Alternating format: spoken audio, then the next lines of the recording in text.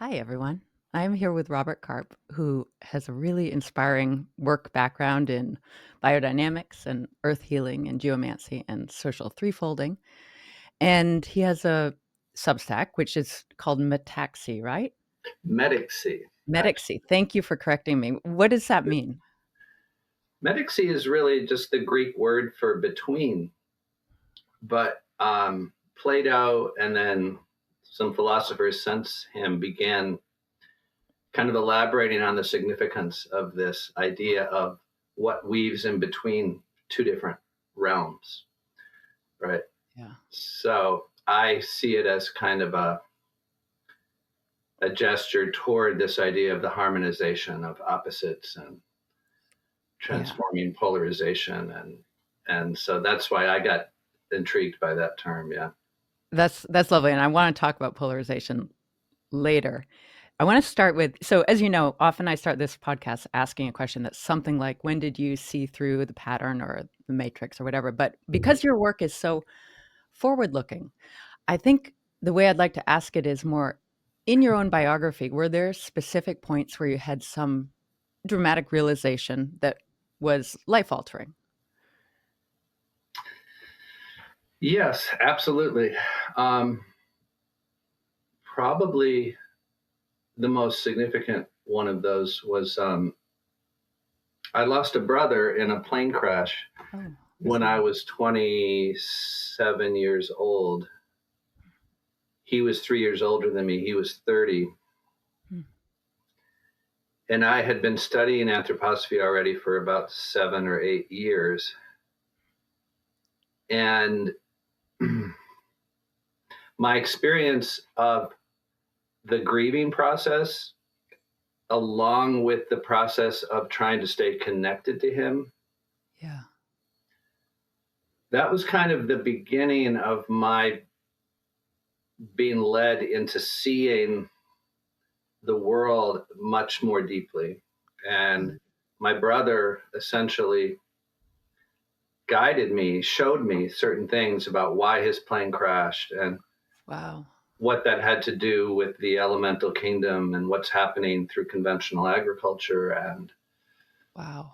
so it was really a kind of initiation process for me, um, into the deeper tissue of reality and world events, you could say. I realized that behind every world event, there's this huge drama in the invisible realm that we normally just Right. we don't see. We might get glimmers of it, but in this case, this one event, I was able to see this whole tableau of forces and beings working, and that was that was a life-changing event. That's really remarkable. And because you used the word tableau, are you s- are you kind of feeling like perhaps you had a sense of your brother's life tableau, or was it a different kind of? It was different when you have a really dramatic event like that, and you could say you approach it with imaginative cognition. You might initially encounter a tableau of some kind, Mhm. like where you just get a sense of the players in the drama. Yeah. You don't yet really understand, but you have a glimmer. Um, I certainly came to understand my brother's life much more fully through these experiences, and Mhm. his suffering prior to his death, and so much about his life became clear to me.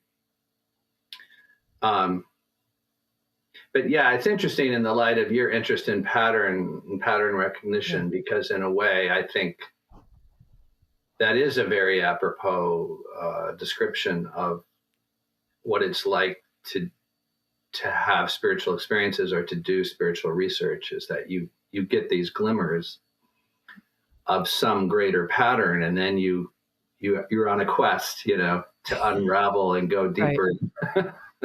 And, I've been reading, I'm sure you've read these things too, because it's referenced in many of Steiner's written works, but it's also referenced a lot in the esoteric lessons where Steiner repeats this idea that you might be having spiritual experiences, but they're very subtle right now.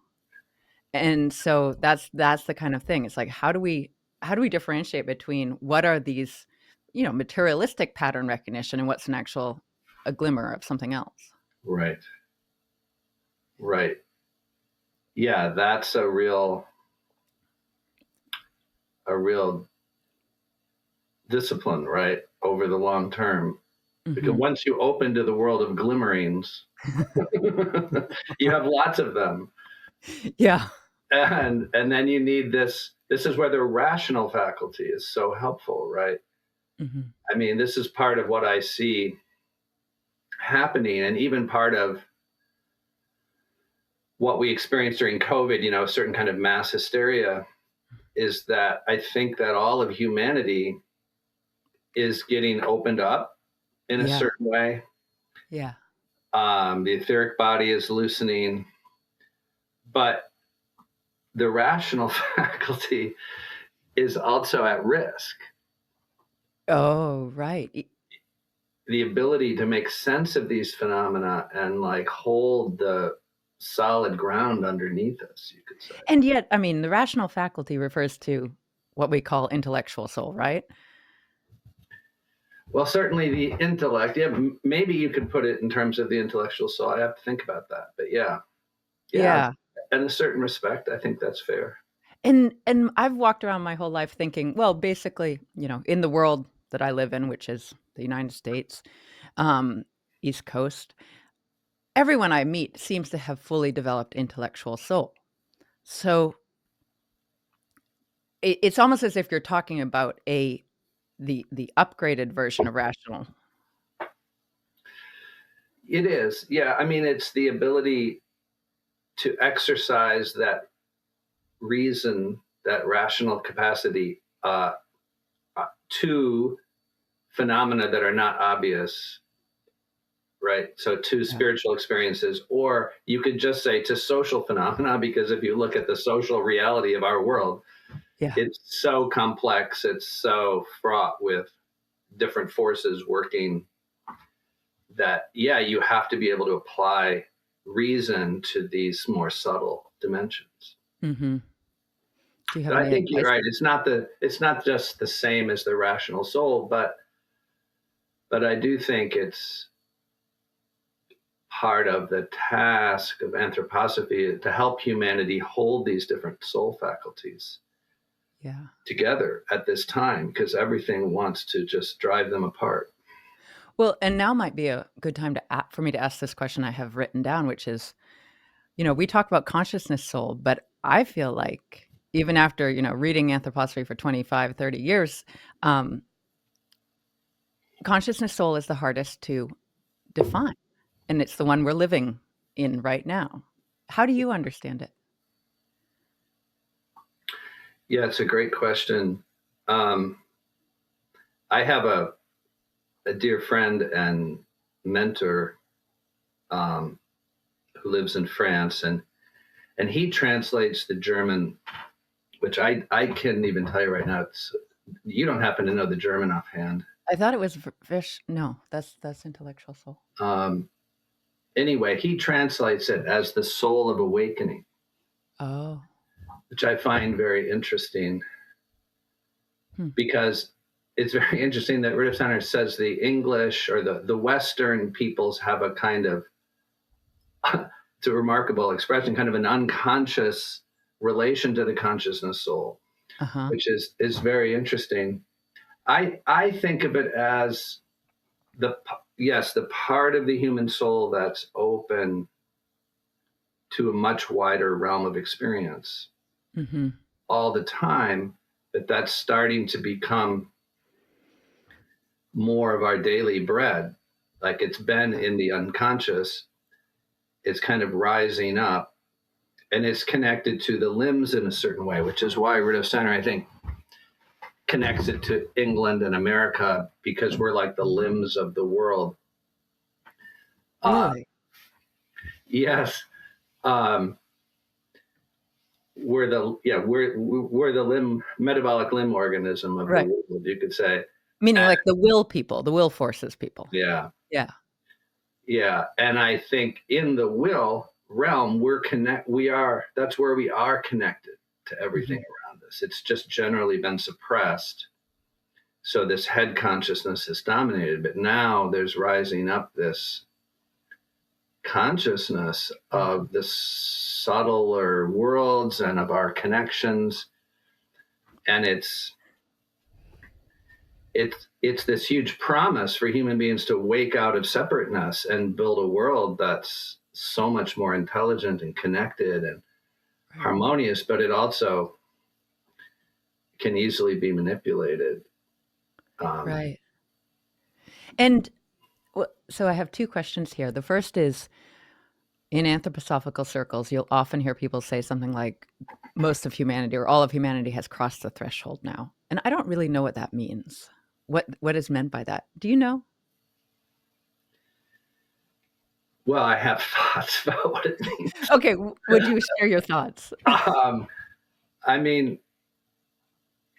so I think what it means is that, on the one hand, the spiritual world has um, penetrated back into human life at a Mm, much deeper, like the spiritual world departed to make room for humans to rise into our separateness and our individuality. mhm. But now, through the return of Christ and the etheric and the loosening of human etheric bodies, we're living now, all of us, in a much more spirit permeated world again. Right. We we all are much closer, therefore, to the threshold between the physical and the spiritual.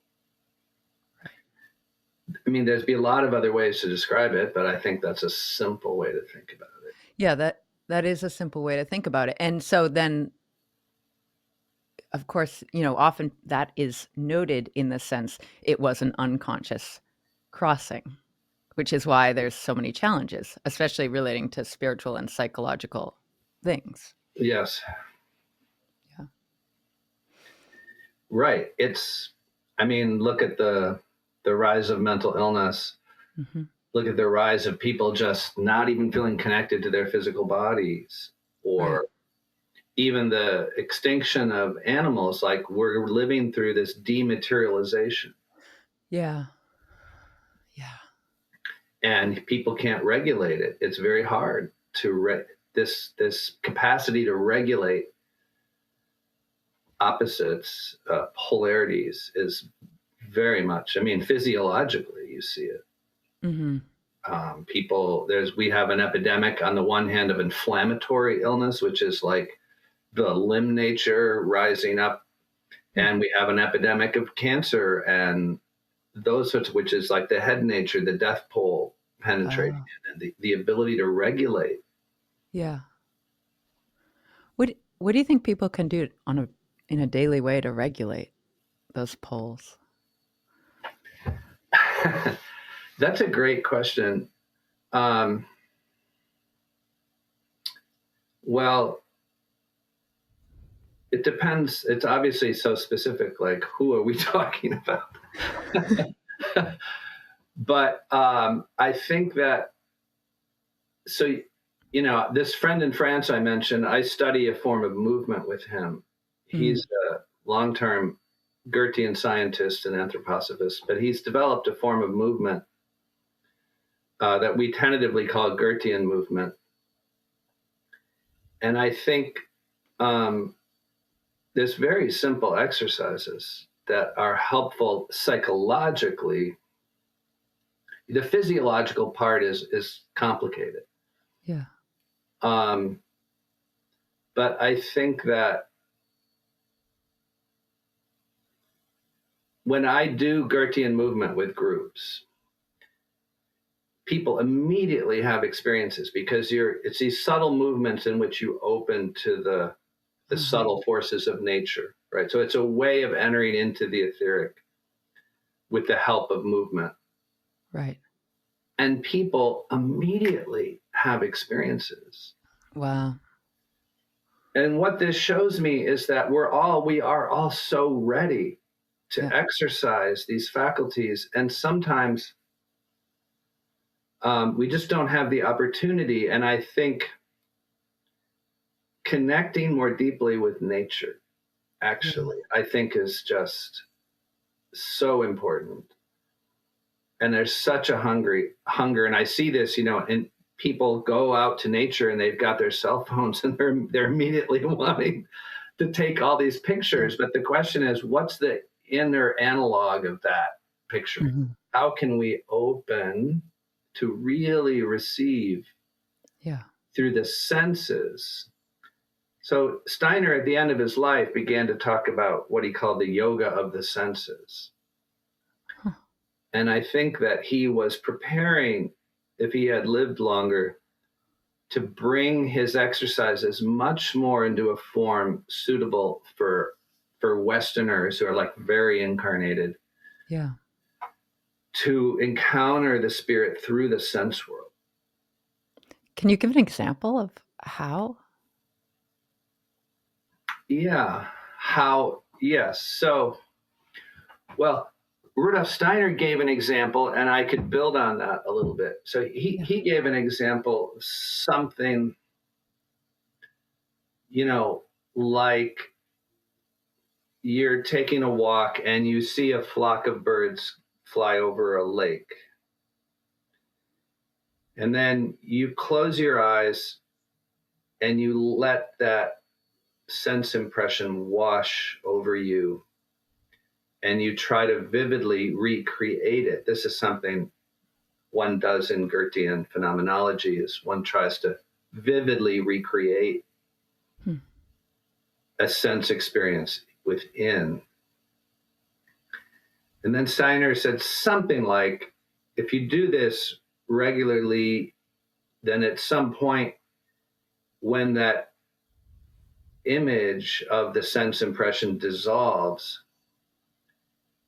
you will begin to have an experience of the after impression, or Uh-huh. the spiritual forces that were actually working there in that sense impression. Okay. Yeah. And so in Goethean movement, like I'll often lead a group under the sky, and we'll look at the sky, Yeah.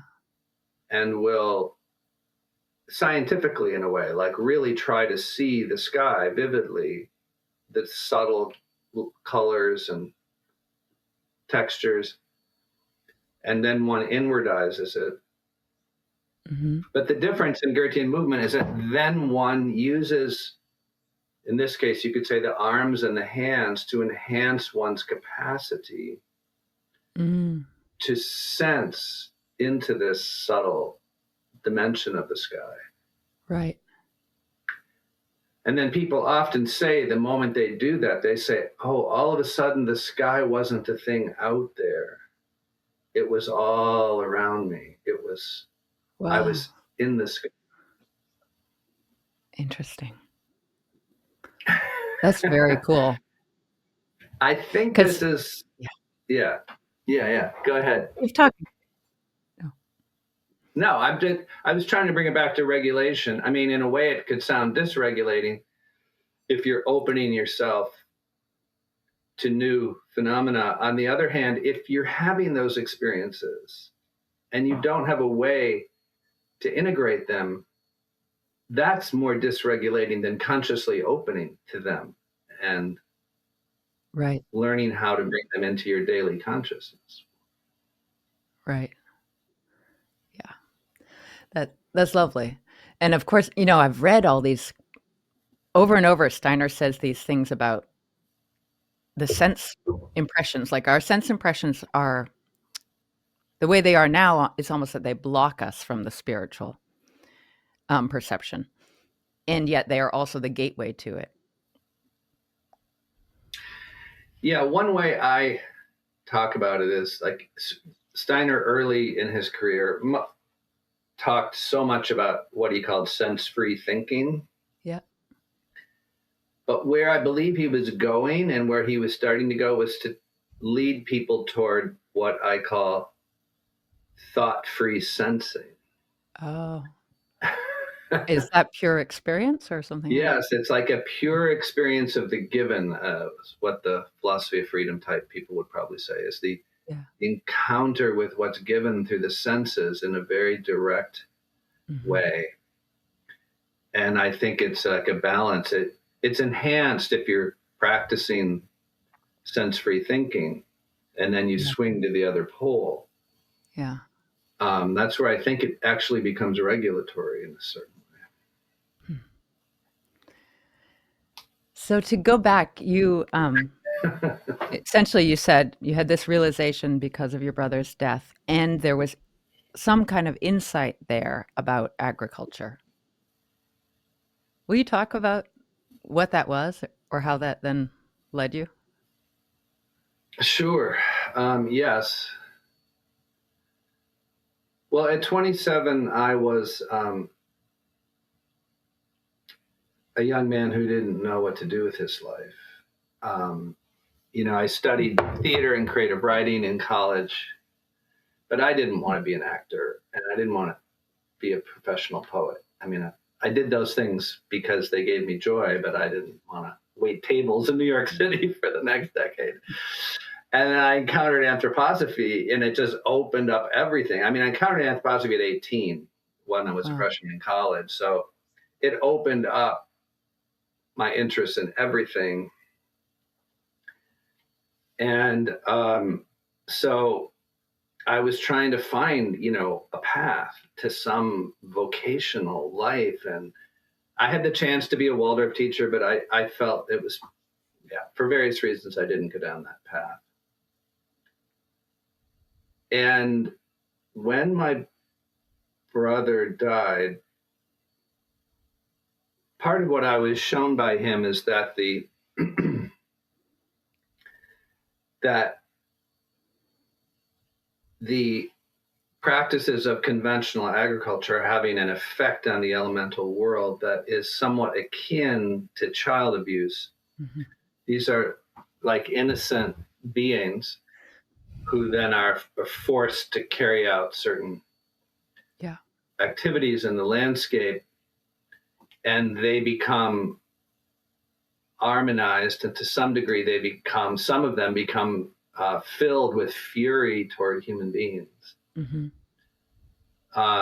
and want to cause catastrophic events and the spilling of innocent blood, you could say. Right. And and so, and I was already interested in agriculture. Um, I'd been introduced to Wendell Berry's work a Mm. couple of years earlier, and right around the same time of my brother's death, I became a member of one of the first CSAs in the United States Wow. in Massachusetts. Oh, really? Yeah. Huh. Um, and CSA had this revolutionizing effect on me because for the first time, because I never felt called to be a farmer, I was really interested in what was going on in agriculture. But I'm like, I mean, nowadays, young people who have no background in agriculture just decide to go out and become farmers, and it's great. But Yeah. when I was in my 20s, nobody encouraged me in that way. Like nobody Yeah. would have thought, yeah, go become a farmer. So, but CSA opened the door for me to really experience the role of the non-farmer. Hmm. That really the transformation of agriculture had to do with strengthening this partnership between farmers and eaters and creating new social forms. Right. And so I these two things came together, and initially I conceived it that I wanted to write a play about my brother's plane crash and his after death experiences Mm. that would tell also the story of the industrialization of agriculture. Wow. Um, and it's a very long story, but I went to Iowa to do more research into his plane crash, which is where this took place. Hmm. And in Iowa, I discovered the beginnings of the CSA movement, of the Wow. sustainable agriculture movement. And I just jumped into that movement there. I was invited to become the coordinator of this CSA. It was the actually first CSA in the US, to my knowledge, that was created by consumers rather than by farmers. Huh. And this whole destiny of work in agriculture emerged for me in Iowa, the place where my brother died. That is fascinating. And that is, it's such a karmic story, of course. Totally, Wow. totally. Yeah. And and of course, I'm from the East Coast, so Iowa, we think of big farms, big conventional agriculture. Well, that's part of what made, so then, a group of friends and I got interested, then this term local food systems emerged as a way Mhm. of thinking about not just CSAs, but how do we create a new kind of food system. And here we were in Iowa, considered to be the most industrialized agricultural landscape in the United States. And the great thing was, like, we started writing grants to create local food systems in Iowa. Wow. And everybody and their brother was like, if you guys can do it in Iowa, you can do it anywhere. And so, Yeah. suddenly we had a bunch of money to work on local food systems, Wow. And so, people said, oh, you can't have a CSA movement in Iowa. There's not enough metropolitan areas. No, within like 5 years, there were 35 CSAs in Iowa, Wow. all over rural areas, because rural people had stopped growing gardens Right. Right. and eating local food. Right. So anyway, it was very exciting time because the sustainable agriculture movement, the local food movement, was really just rising up in this incredibly industrialized landscape. And I, who had no professional background in agriculture, suddenly found myself in the thick of That's a lovely story. it. Yeah. So, does it then connect to your work with social threefolding? Well, it does, because I really became a student of Steiner's social writings then, when I, through those events and my Mhm. interest in, well, what's the background to CSA exactly? Where does all Yeah. this come from? Um, so I became a student of social threefolding, and then, but I was working in, the organic, sustainable, local food movement for a decade, trying to put these two worlds together.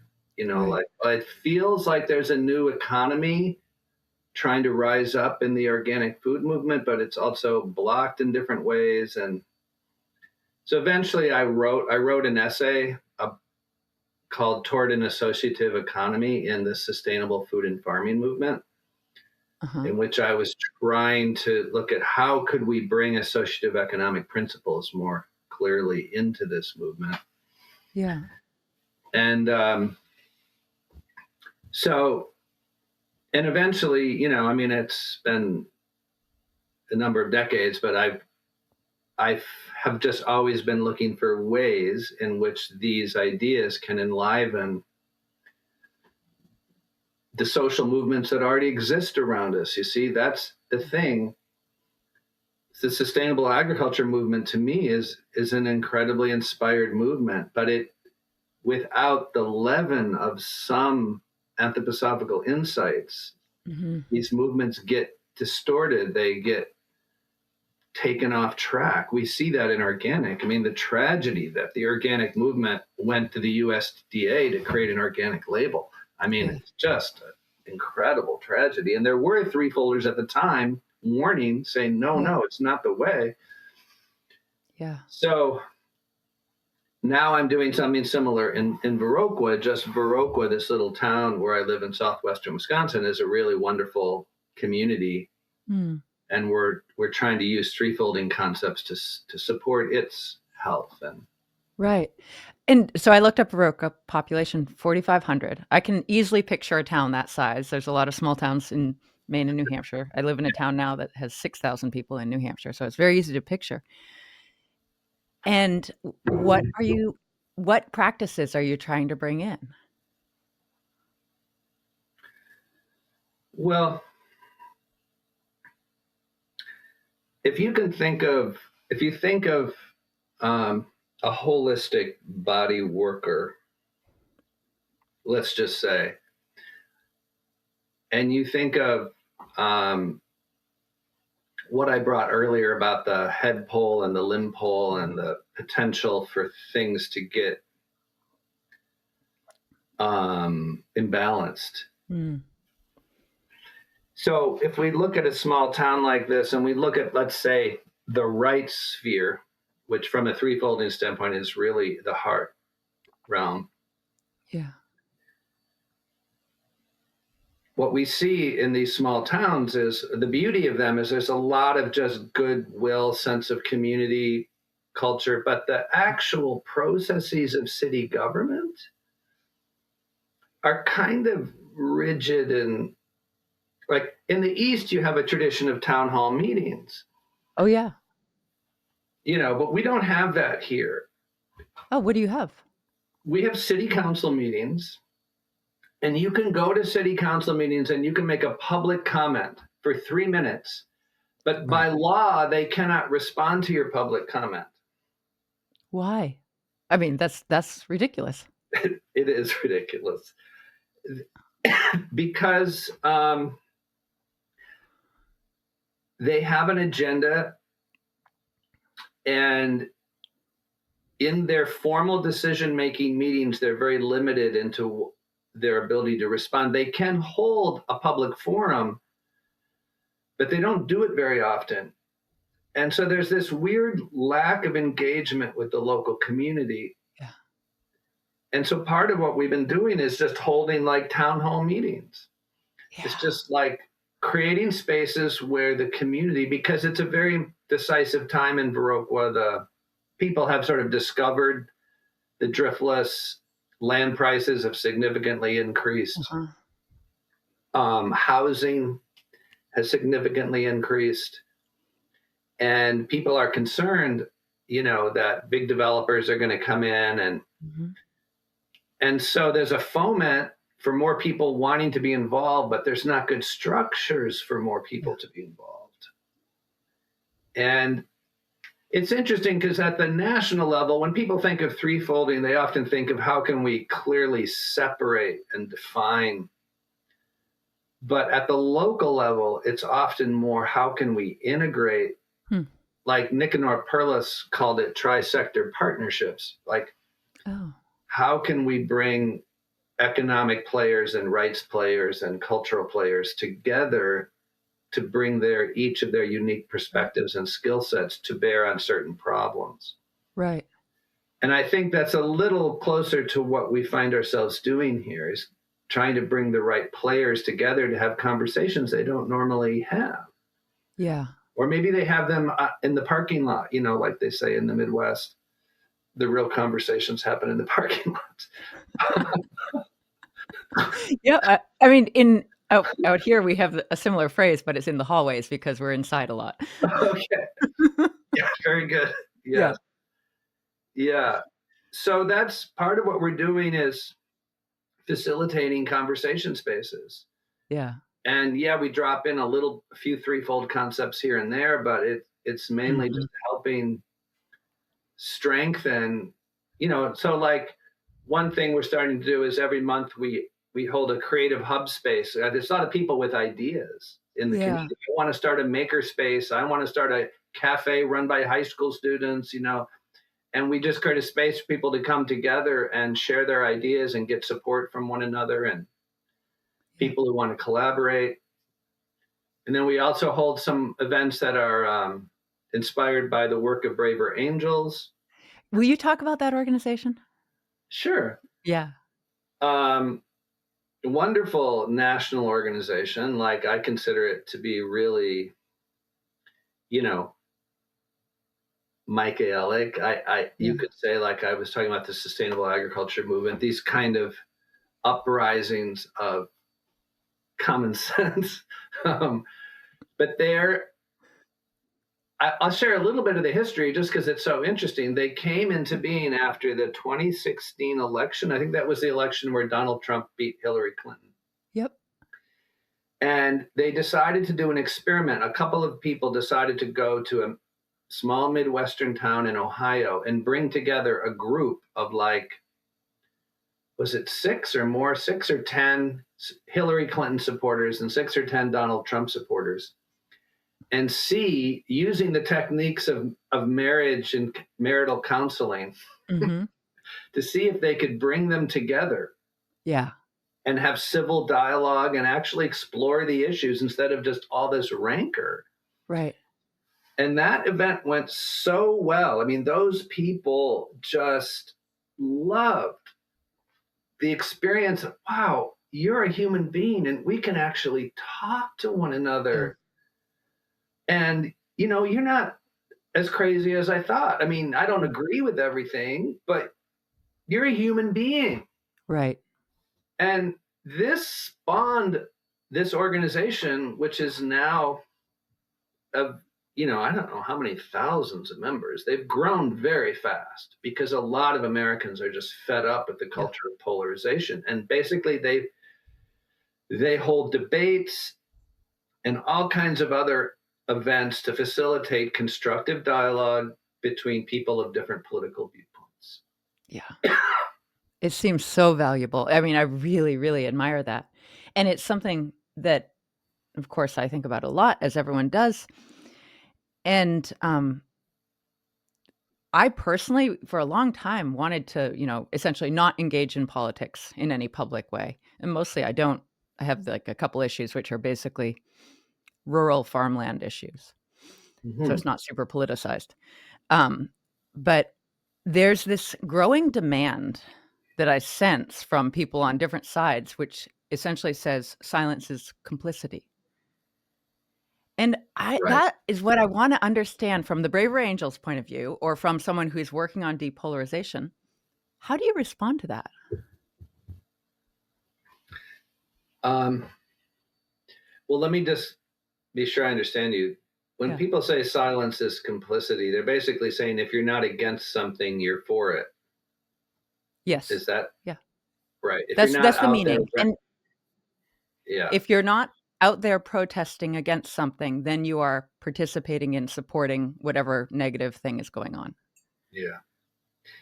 I think the main argument against that, which I have certainly heard from Braver Angels people, is that change happens through consensus.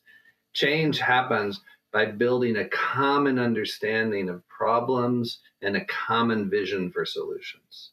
Mhm. Change doesn't happen through a kind of turning politics into a warfare, in which now we're going to fight to get the power to impose our agenda on these Right. people, which is what we have now. Every party is fighting to gain control in order to impose an agenda on the rest of the Yep. population. But Yep. real change happens when we enter into living dialogue with one another and we learn to hold the tension of different points of view and learn to see a higher potential where these different tensions can actually both express themselves in social life in a healthy way. Right. Without that, I mean, we're shit out of luck, to just put it in some terms. Like there's it's just going to keep going to the Yeah. lowest And state. that's what I perceive that too. And essentially it's when faced with someone who wants you to be active, the response is, "Oh, I'd like to take a long-term perspective about, the health of social organism." It's very difficult. I mean, I have a nephew who just Yeah. moved to Sweden because he's so freaked out about Donald Trump, Oh, really? and we we agree on a lot of things, but he just, you know, anybody who isn't completely filled with outrage and disgust and Mm, standing up for, democracy at this moment, he just can't really take seriously. I mean, he, yeah. he somewhat understands that I have this longer term perspective and I see, but no, I totally understand. It's hard to, Yeah. but Yeah, and so locally, it's very helpful. You see. well, and locally it is easiest, but interestingly, I've been very involved in as I referred to, it's essentially a rural landscape in this case, it was in Maine, um, in opposition to renewable energy development at Mhm. industrial scale. Yes. And it shouldn't be political because it sort of isn't, because it's just people live in different geographies, but it is happening that as I see it, the people who live in the cities want the rights to take over the rural landscapes. And they see it as the people who live in the rural landscapes aren't working for the greater good. Right. So they want to take over the rural landscape to put in large Solar, renewable energy. wind, battery, data centers, transmission Yeah, lines. Yeah. totally. It's so crazy. Yeah. Yeah. And so it shouldn't be a politicized issue, but it's 100%, down the middle, Democrat, Republican in Maine, meaning the Republicans are opposed to it and the Democrats are for it. Really. Well, I mean, and like I said, it shouldn't be a partisan issue. Like I can tell you weren't sure which way it would fall, right? Exactly. Yeah. Yeah, that's the thing. We're really hoping we can, because local communities historically have been protected from a certain amount of partisan politics, but I have a feeling it's going to be hard to hold that space. And I should say on the hyper local, meaning, towns of 1,000 people or 1,500 people, Yeah, there's more crossover, but we yeah, are, of course, trying to address things on a state level as well, because much of the urge to change the landscape is coming from the state level, and that is where the division is just okay. it's stark. Maybe you'd get one person crossing the aisle ever. I mean, I read this article recently that made it sound like, because Trump's been trying to take away local control, from the states and from municipalities around, placement of Right. power plants. And well, of course, he did that pretty much his first term around cell towers. But Mhm. I've been hearing about a real uprising among like the governors association, and I think there's some real potential there to bring these parties together around the issue of local control. I mean, look, Right. now we have the Democrats freaked out about ICE. Yeah. Well, hey, maybe we could all agree that we don't want the federal government creating, mandates around Yeah. COVID, nor do we want them sending ICE into our local communities. I I know, and actually really think that yeah. succession is going to be a huge issue in the next 30 years. Succession? What do you mean by that? I mean, states and regions seeking to Oh, succeed. oh, wow, yeah. I don't think I've ever heard that term in the whatever the noun. Yeah, maybe I'm not Yeah, even using it yeah. correctly. But I Uh, see what you're saying, yeah.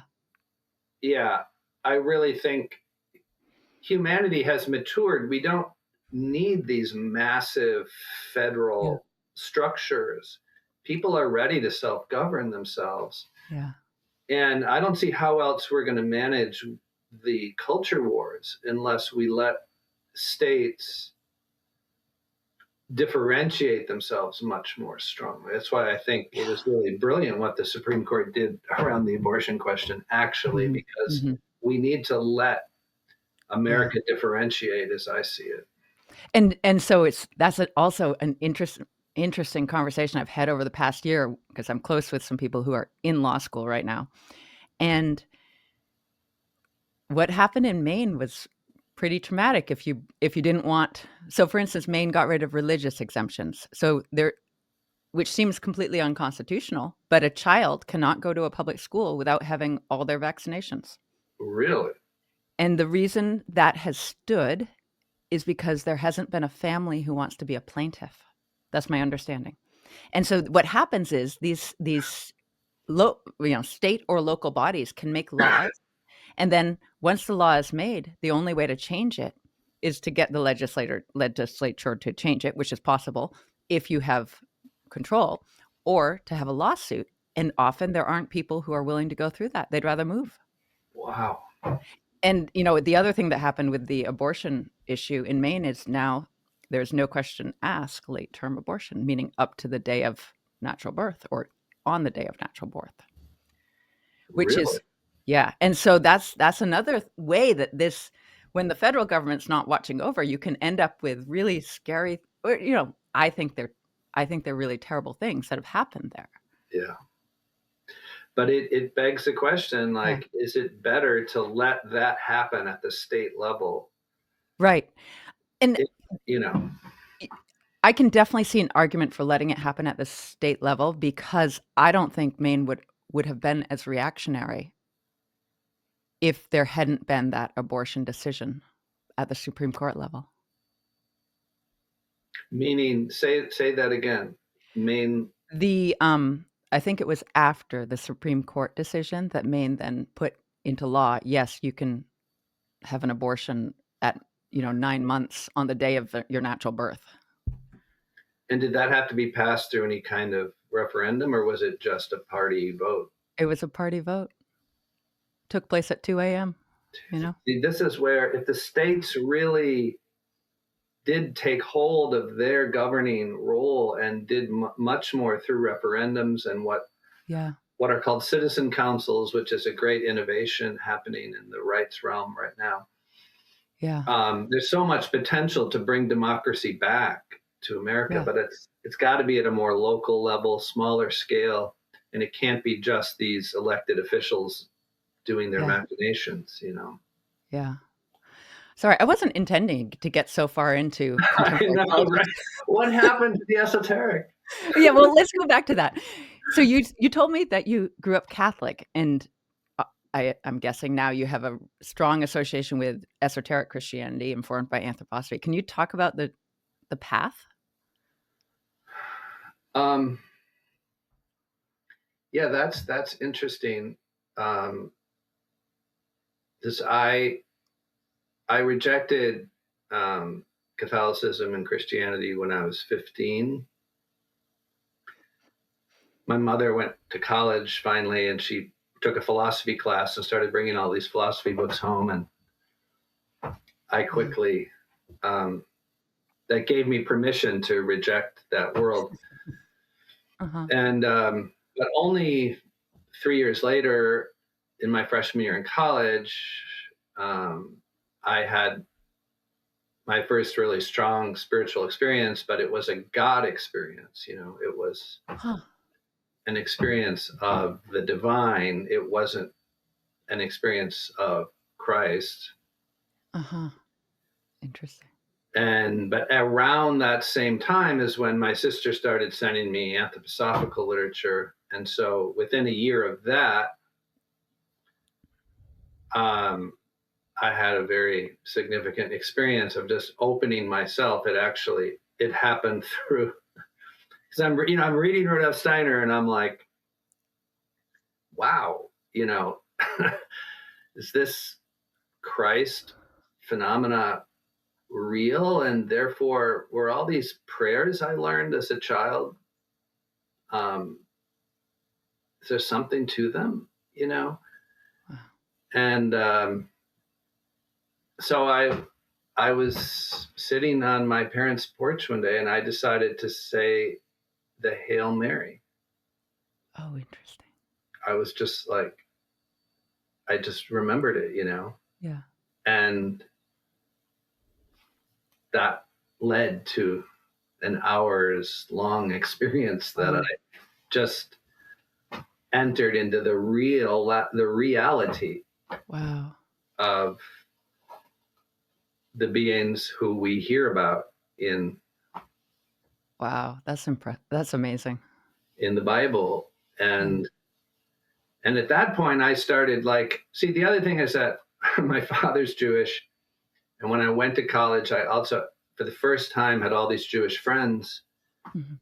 and I did get really connected to Judaism as well, and I went to Shabbat services, and so in a way through anthroposophy I felt like I could contact the Christ in Mhm. any tradition, right? So I did start going back to Catholic. I would go to the Shabbat on Saturday and the Catholic Mass Mm. on Sunday. Mm. Mhm. And yeah, the Christ is weaving in all of these traditions. Yeah. Have you said that to friends who are perhaps, you know, not defining themselves as associated with Christ? Oh yeah, I mean, I think, um, I mean, there's a lot of people who are more Christian than Christians, right? Yeah, Who aren't professing Christians. right. So it does with anthroposophy. It often requires one to clarify this matter quickly, or people assume that you're bringing a doctrinaire perspective Mhm. into something. Mhm. So I do in when I teach esoteric Christianity, yes, one has to really unpack the notion that Christ is not simply a teacher of a particular culture or Right. race. Yeah. How do you how do you open that conversation up?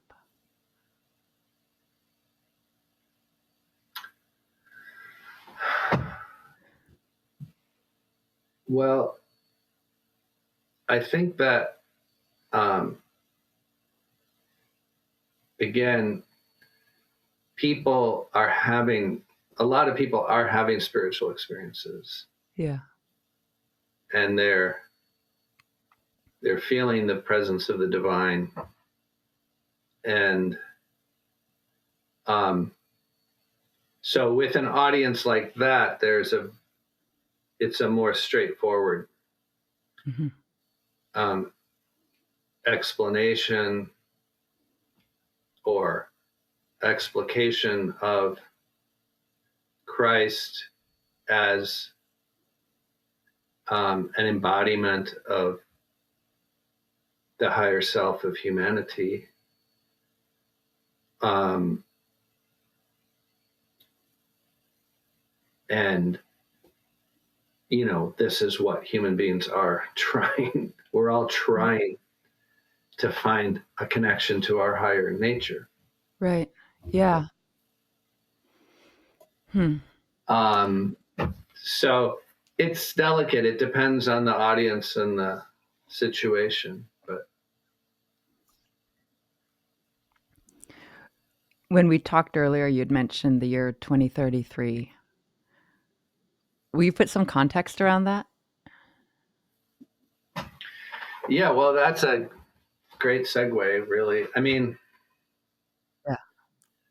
because so the significance of 2033 arises from, on the one hand, Rudolf Steiner saying that if we had a universal calendar, a calendar that wasn't culture specific, but was universal, it would begin on the date of the resurrection Mhm.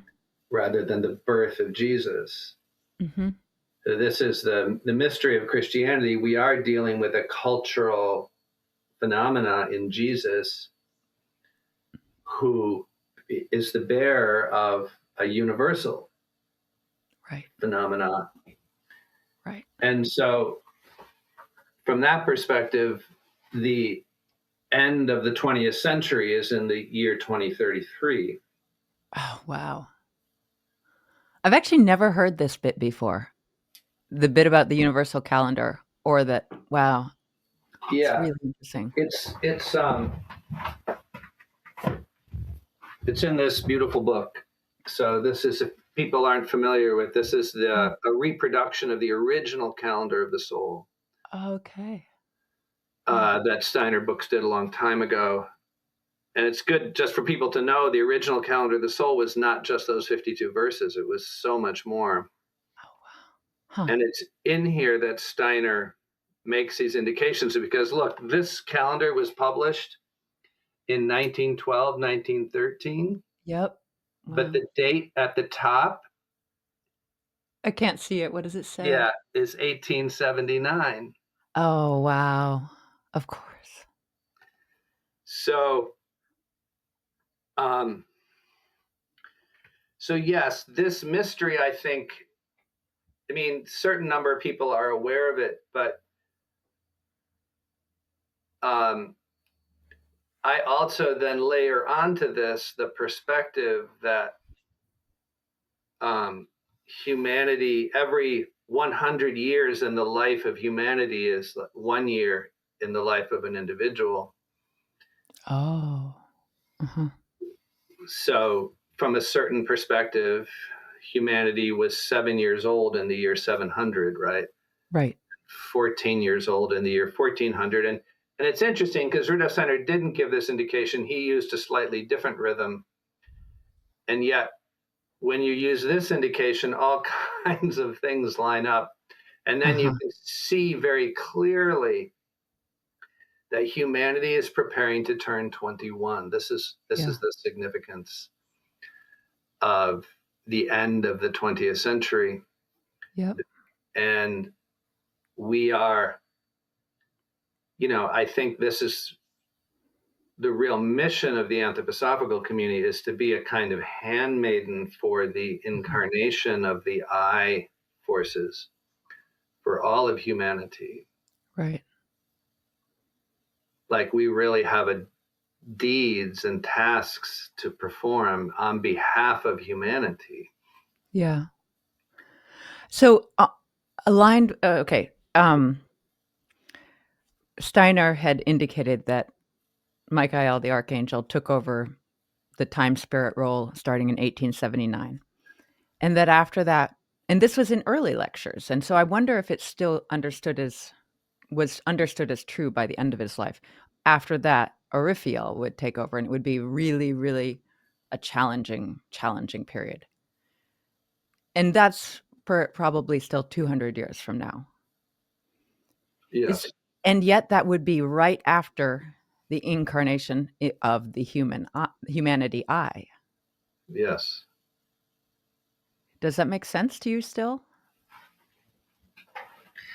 It makes sense because, we can't perfectly correlate cultural evolution and individual evolution, but humanity, it's really in the Orifiel period when this separation Uh-huh. between, you could say, the human beings who want to go a path toward the upward stream of evolution and the human beings who just want to keep driving Right. downward. That really, like my experiences in the Michael period, Michael really wants to hold humanity together. Mhm. But in the Orifiel period, this is just going to become more stark. Mhm. And which doesn't mean that it's some kind of fixed permanent thing that you're either Oh, going down or up, but right. there'll be a lot of to and froing.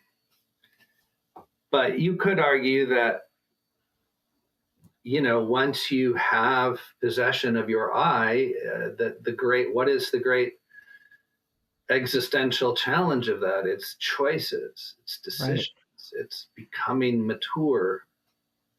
And I'm, thinking back to being age 22 or 23, it's not like everything was easy.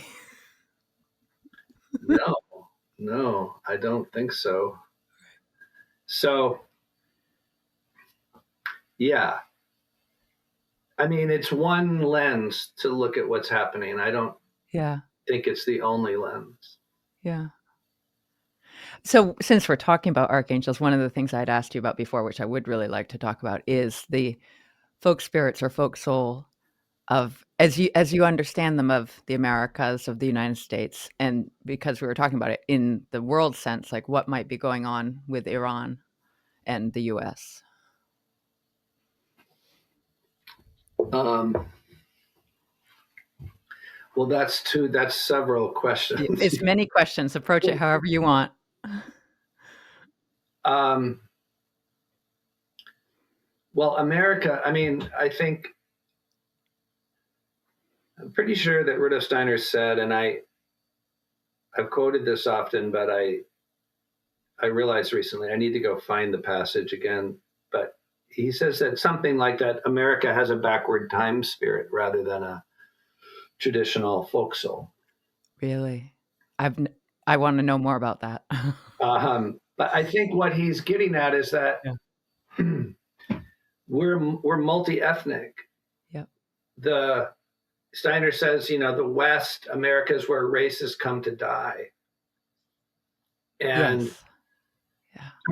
so, on the one hand, we're pioneering this multi ethnic impulse that's very connected Mm. to the future of all of humanity. But on the other hand, we're pioneering it a little in a fashion that's somewhat harmonic, that it's people are being liberated from the group soul in a way that really fosters a kind of one-sided egotism Yeah.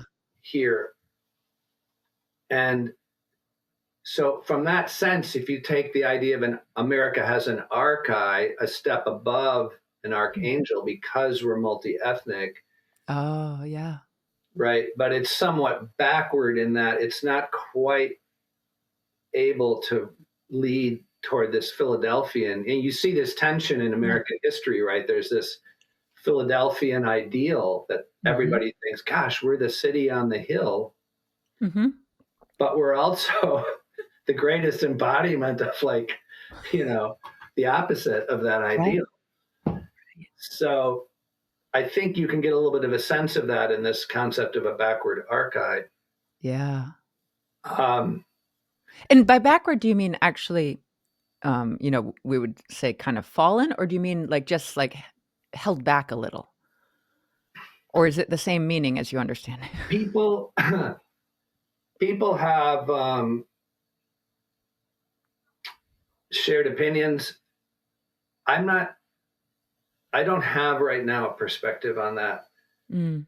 I remember William Bento once thought that Steiner was actually perhaps saying that it was Michael, but Michael working prematurely or in a like there's clearly something Michaelic about this continent and its multi-ethnic mission, Mhm. but maybe that this archive being has had to come into prominence too early. And this is something we do know from Rudolf Steiner, that through the way World War One ended, Yeah. America and the West has kind of prematurely taken a role of world leadership that we're not really ready for. Right. Right. And so you could put all that together with the idea of a backward archive. I'm Mm. not, Hmm. I don't have sufficient insight to say more about it. What I can say, what I've been talking a lot about, and I have a group of colleagues who are very interested in this question, is we really feel that Uriel is the true guiding archangel of America, of North Oh, America. really? Okay. And there's a lot of good evidence for that if you really enter into Steiner's pictures, Yeah.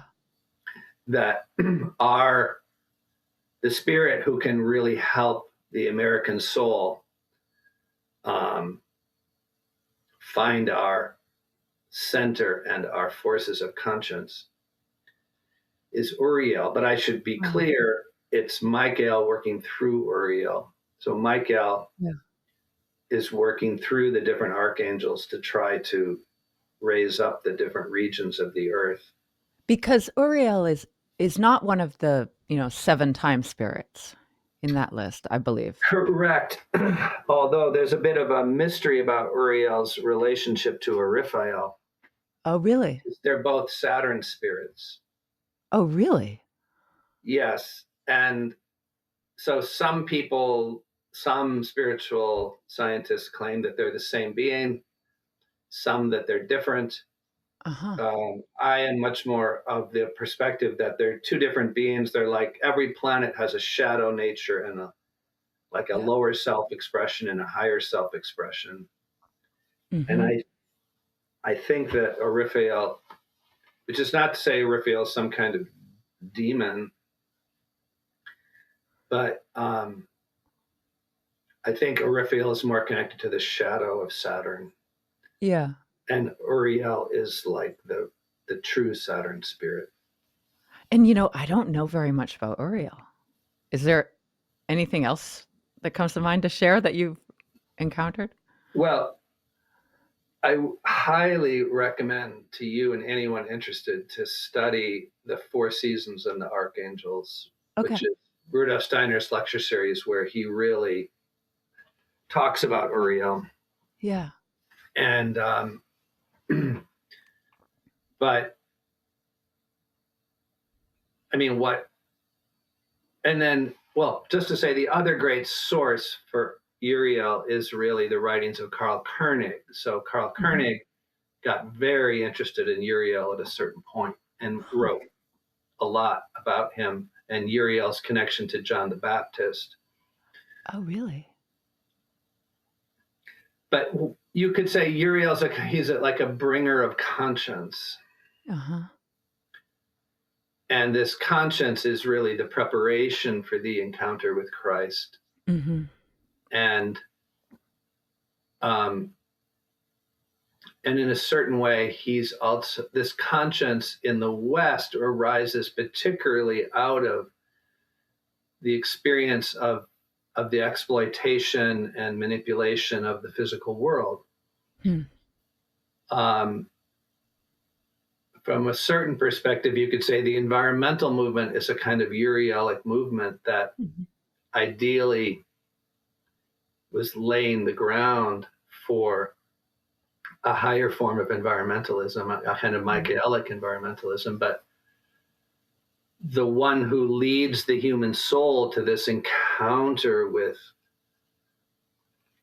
what have we done? What have we Yeah. done to the earth? And Yeah. this Uriel is a real taskmaster for revealing to us our lower nature. Mhm. Yeah. Wow. I'm gonna look up those books. Do you do you think there's anything you want to say about what's going on with the, the folk soul of the United States and Iran? You know, I don't think I'm going to say a lot. Yeah. I'm just sort of reopening myself to these questions. Yeah. I do think that this particular war can't be compared, let's say, to the Iraq war. Mhm. There's a much stronger, as I experienced, a much presence of a much stronger folk soul in Iran. Mhm. There's something intact there. Yeah. And what that tells me is that the consequences of this war are going to be far greater. Mhm. And, but my method is to read widely. And so my depolarization method is to read very Yeah. widely. So I'm Yeah. now entering in just trying to listen to podcasts and read things from very opposite perspectives about this war in Yeah. order to try to grapple with it. And it's too early for me to say much.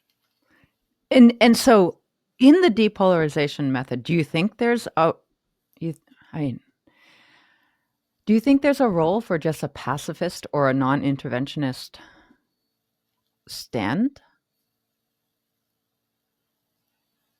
I think so. I think that um, in a certain way, you perhaps could say that's a very Manichaean gesture. Um, Why do you see it as Manichaean? And how is it not passive? Like, that's what I'm interested in drawing out. well, it all depends. I mean, if one is just anti-war categorically and pacifist as a political statement, but Yeah. if one's pacifism arises out of the actual experience of the suffering that human beings are going through war, Mhm. right? The bloodshed and the pain, then and one receives that suffering into oneself, and lifts it up through Right. one's prayer life and spiritual practice, that's a particular way of working with war. Right. But that's a different gesture from, you could say, trying to enter in and really understand what's the geopolitical drama and tableau, and how does this relate to AI and communism, and right, that's a different gesture, and not everybody has the appetite for that gesture. Right. Hmm. Yeah. And not that they're mutually exclusive either. Yeah. Um, yeah, it does feel like well, we are 2026, it's 7 years from 2033. Exactly. Hmm. Decisive 7 years, Mhm. I would say. And I see it as, the relation of 2000 to 2033 is Jesus was the vessel being prepared Mhm. to receive the Christ. And I think this drama of living through the 100-year anniversaries of Rudolf Steiner's life is somehow all about, can we actually create a vessel Yeah. um, for anthroposophia, and for anthroposophia to create a vessel for the Christ. Yeah. And this is somehow what is the real drama, you could say. Yeah. Um, yeah. And then perhaps to wrap up the conversation, like what do you think, let's say even we people in America who are interested in this topic, or people who are interested in this topic, or who are listening to this, what can we do over the next 7 years or the next, several years in an active way? Well, this is, I'm giving a talk to the Faust branch in April, and this is exactly the topic that I Okay. want to speak to. Yeah. But I will, so I'm going to try to talk about a number of ways we can prepare and sort of help anthroposophy go through the necessary metamorphosis Mhm. to really serve this task. Yeah. But I do think, in the spirit of Uriel, that a big part of it is actually shadow work. On ourselves? Wow. From a certain perspective, I think, I mean, on ourselves and on our movement. Oh, okay. Yep. Mhm. So both, but I think from a certain perspective, you could say that the incarnation of Ahriman it's the Ahriman, among other things, Ahriman is the collective lower self of humanity. Yeah. He's bringing our shadow to us. Mhm. And I think the anthroposophical movement, and again, Rudolf Steiner, I believe, was getting ready and was starting to bring a certain balance to his teachings, because when a lot of his teachings were about, reconnecting to our higher self, Yeah. but what he was beginning to talk more and more about was the illumination of our lower selves.